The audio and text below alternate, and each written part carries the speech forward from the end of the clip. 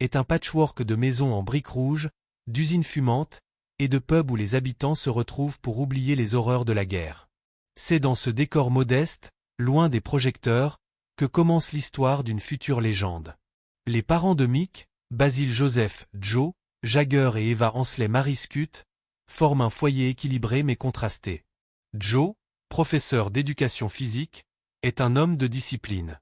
À une époque où le sport scolaire est rudimentaire, il se distingue en introduisant le basket-ball dans les écoles britanniques, gagnant une réputation de pionnier. Grand, sérieux, il incarne les valeurs de l'effort et de la structure, des qualités forgées par une génération marquée par la guerre. Eva, quant à elle, apporte une touche de vivacité. Née à Sydney, en Australie, elle a traversé les océans pour s'installer en Angleterre, où elle travaille comme coiffeuse. Son énergie débordante, son accent australien, et sa passion pour la politique conservatrice, un engagement rare pour une femme dans les années 40, insufflent une curiosité intellectuelle au jeune Mick. Dans leur maison de Denver Road, les Jagger élèvent Mick et son frère cadet, Christopher, né 2 ans plus tard, dans un environnement où la discipline de Joe se mêle à la chaleur d'Eva. Les repas, souvent frugaux à cause du rationnement, sont animés par des discussions sur l'actualité, la politique, ou les souvenirs d'Australie d'Eva.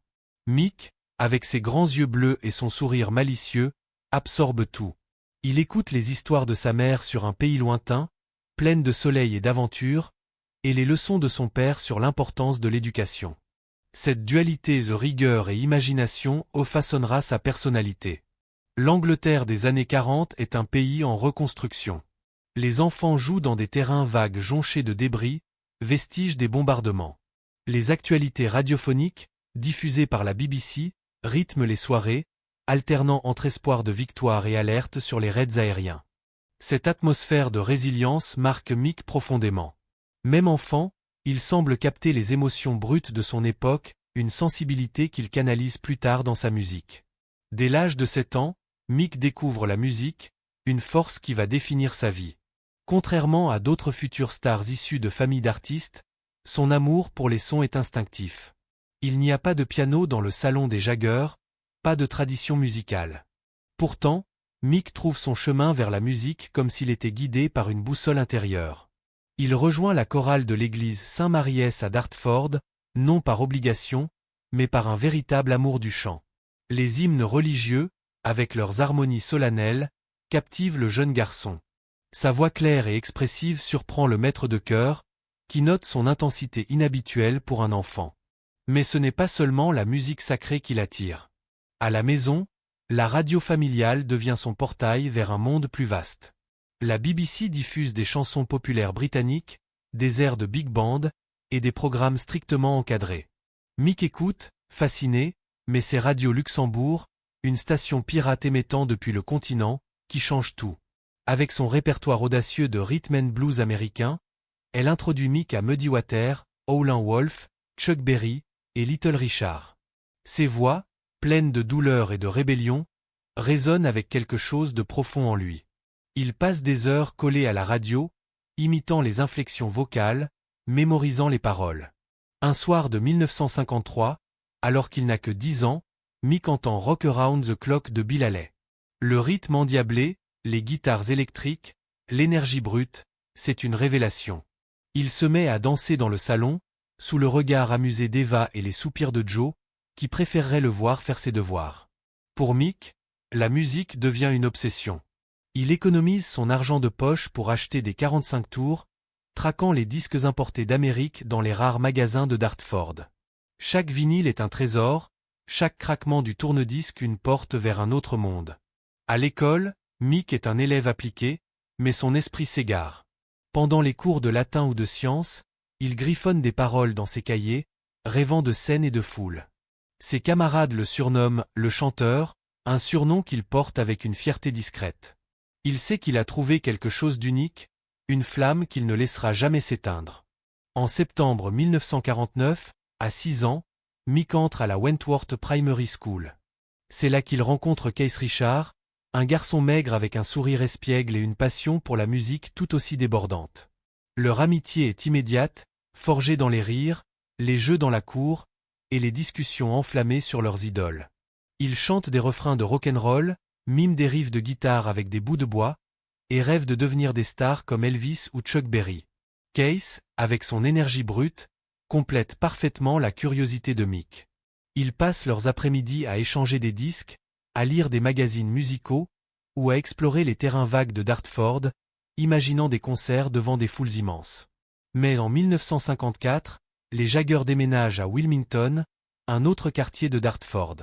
La distance, à une époque sans téléphone dans chaque foyer, brise leurs liens. Mick ressent ce vide, mais il se plonge dans ses études, entrant à la Dartford Grammar School, où il excelle. À l'adolescence, la musique devient son refuge. Mick traque les disques de blues, souvent rares en Angleterre, et s'entraîne à chanter devant un miroir, imitant les mouvements de James Brown ou les inflexions de Muddy Waters. Avec son ami Dick Taylor, il forme un groupe de garage, reprenant des standards du blues dans le garage des Jagger. Joe, perplexe, tolère ces répétitions bruyantes, mais Eva encourage la créativité de son fils, sentant qu'il est destiné à quelque chose de grand. Le 17 octobre 1961, tout change. Mick, 18 ans, attend sur le quai numéro 2 de la gare de Dartford, direction Londres. Sous son bras, il serre des disques précieux, The Best of Muddy Waters et Rockin' at the Hop de Chuck Berry. Un visage familier apparaît, Keith Richards. Les années ont passé, mais leur connexion est instantanée. Keith remarque les disques, et un sourire illumine son visage. « T'écoutes encore ça ?» lance-t-il. Le trajet en train devient une explosion de souvenirs et d'idées. Mick parle de son groupe avec Dick Taylor, Keith évoque ses propres expériences avec la guitare. Ils réalisent que leur passion pour le blues n'a pas faibli. Cette rencontre fortuite n'est pas seulement une réunion d'amis. C'est le début d'un partenariat qui va changer l'histoire du rock. Dans les semaines suivantes, Mick et Keith se retrouvent régulièrement. Ils passent des nuits dans des cafés ou des sous-sols, écoutant des disques, grattant des guitares, chantant à tue-tête. Avec Dick Taylor, ils reforment les Blues Boys, rejoints par Alan Etherington et Bob Beckwith.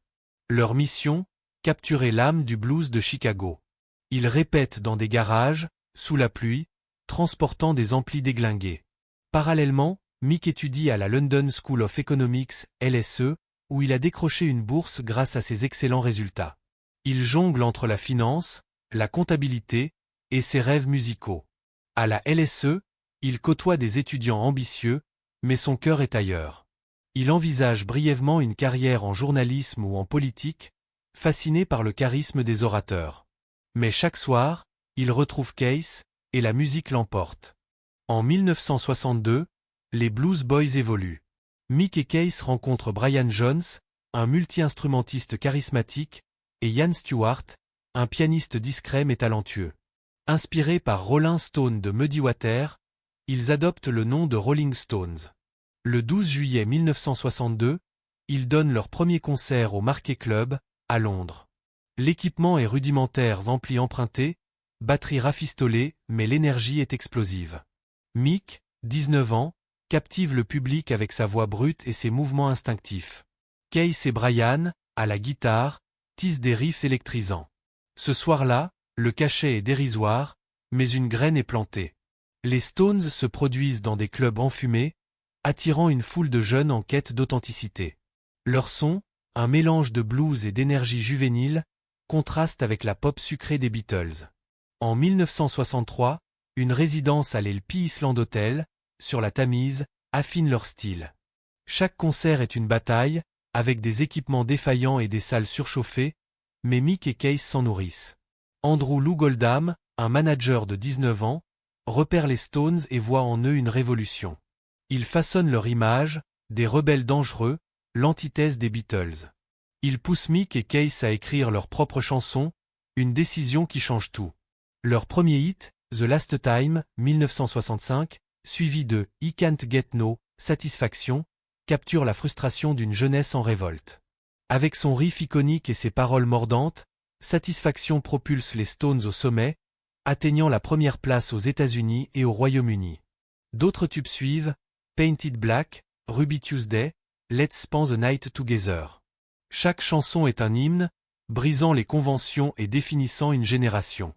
Mick, avec sa présence scénique magnétique, devient le visage du groupe. Ses mouvements, inspirés de James Brown et Tina Turner, transforment les concerts en expériences viscérales. La gloire attire l'attention, et pas toujours la bonne. En 1967, une série d'articles accuse les stars de la pop, dont les Stones, de débauche. Une descente de police au domaine de Keith Richards, à Redland, entraîne des arrestations pour possession de drogue. Mick et Keith sont condamnés à des peines sévères, 3 mois pour Mick, 1 an pour Keith, perçu comme un avertissement à la contre-culture. Le public se mobilise. Même The Times prend leur défense avec un éditorial célèbre, qui brise un papillon sur la roue. Les peines sont réduites en appel, mais l'image des Stones comme hors-la-loi est scellée. Cette période marque Mick, qui réalise le prix de la célébrité.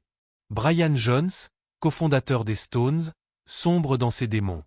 Ses problèmes personnels et judiciaires l'isolent. En juin 1969, Mick, Keith et Charlie Watts lui rendent visite à sa maison de Coachford Farm pour lui demander de quitter le groupe. Brian accepte, remplacé par Mick Taylor. 1 mois plus tard, le 3 juillet 1969, Brian est retrouvé mort dans sa piscine, à 27 ans. Le choc est immense. 2 jours plus tard, les Stones jouent à Hyde Park, un concert gratuit devenu un hommage. Mick, vêtu de blanc, lit un poème de Shelley et libère des papillons. Des chansons comme Honky Tonk Women résonnent, mêlant chagrin et célébration. Le 6 décembre 1969, le concert gratuit d'Altamont, en Californie, tourne au désastre. Les Hells Angels, engagés pour la sécurité, sont dépassés. Une altercation mortelle éclate pendant Under My Thumb, jetant une ombre sur l'événement. Mick, terrifié, continue de chanter pour éviter une émeute. Altamont, immortalisé dans le documentaire Jim Shelter, marque la fin de l'idéal hippie et Ant Jagger pendant des années. Dans les années 70, les Stones enchaînent les chefs-d'œuvre. Sticky Fingers, 1971, Exil aux mains saints, 1972, Some Girls, 1978. Leur son évolue, mêlant blues, rock et touches de disco. Mais les tensions montent entre Mick et Keith. L'arrivée de MTV dans les années 80 change la donne, et Mick, fasciné par l'expérimentation, s'éloigne des racines blues des Stones. En 1985, Mick sort son premier album solo, She's the Boss, suivi de Primitive Cool, 1987. Keith, attaché à l'identité des Stones, se sent trahi. Leur album Dirty Work, 1986, est marqué par des enregistrements séparés et une ambiance tendue. Keith surnomme Mick Brenda, ou Sa Majesté, moquant son ego. Dans ses mémoires, Life, Keith critique ouvertement Jagger, l'accusant d'avoir laissé la célébrité lui monter à la tête. Mick, de son côté, alimente les tensions. En 2003, il accepte un anoblissement, une décision que Keith juge incompatible avec leur image rebelle. Pourtant, leur lien, forgé dans la musique, reste indestructible. Comme Keith le dit, on n'est plus amis, mais on est frères. Dans les années 60, Mick tombe amoureux de Marianne Faithfull, chanteuse et actrice. Leur relation, passionnée, incarne l'effervescence de Londres. Mais en 1969, une fausse couche dévastatrice marque un tournant. Marianne sombre dans ses propres luttes, tandis que Mick se réfugie dans le travail. En 1970, Mick entame une liaison avec Marsha Hunt, qui donne naissance à sa première fille, Carrie. Puis, en 1971, il épouse Bianca Pérez Mora Macias lors d'un mariage glamour à Saint-Tropez. Leur fille, Jade, naît la même année. Mais les infidélités de Mick mènent au divorce en 1978. En 1977, Mick rencontre Jerry Hall, mannequin texane. Leur relation, bien que non officialisée, dure 2 décennies et donne naissance à 4 enfants. Elizabeth, James, Georgia et Gabriel. Mais une liaison avec Luciana Gimné, mère de son fils Lucas, brise leur couple en 1999. En 2014, Mick est dévasté par le suicide de Lauren Scott, sa compagne depuis 2001. Élégante et discrète, elle avait apporté une stabilité rare. Mick exprime publiquement sa douleur, une vulnérabilité inhabituelle. En 2016, à 73 ans, Mick devient père pour la 8e fois avec Mélanie Hamrick, mère de Devro. Il confie que la paternité à cet âge est un défi, mais il s'efforce d'être un père présent, plus détendu qu'autrefois. À 81 ans, Mick Jagger se livre comme jamais. Il admet que le rôle de rockstar, bien que grisant, l'a parfois laissé insatisfait intellectuellement. Il a envisagé des carrières en enseignement ou en journalisme, des chemins qui auraient nourri son amour pour l'écriture et la politique. Il évoque la solitude des tournées, les tensions avec Case, et le prix de la célébrité. Aujourd'hui, Mick cherche à transmettre. Son travail sur Hackney Diamonds, 2023, avec des collaborations comme Lady Gaga et Paul McCartney, reflète un Jagger apaisé, concentré sur la création. Il plaisante sur des hologrammes pour faire vivre les Stones après sa disparition, mais son héritage est déjà immortel. Mick Jagger est une légende forgée dans le feu de la passion, du chaos et de la réinvention. De Dartford aux scènes mondiales, il a tout vécu. La gloire, les scandales, les pertes, l'amour. Sa vie est un témoignage du pouvoir de la musique et de la résilience d'un homme qui n'a jamais cessé de se réinventer. Quelle est votre chanson ou moment préféré des Rolling Stones? Partagez-le en commentaire. Si vous avez aimé cette plongée dans la vie de Jagger, likez, partagez et abonnez-vous pour d'autres histoires du rock. À bientôt!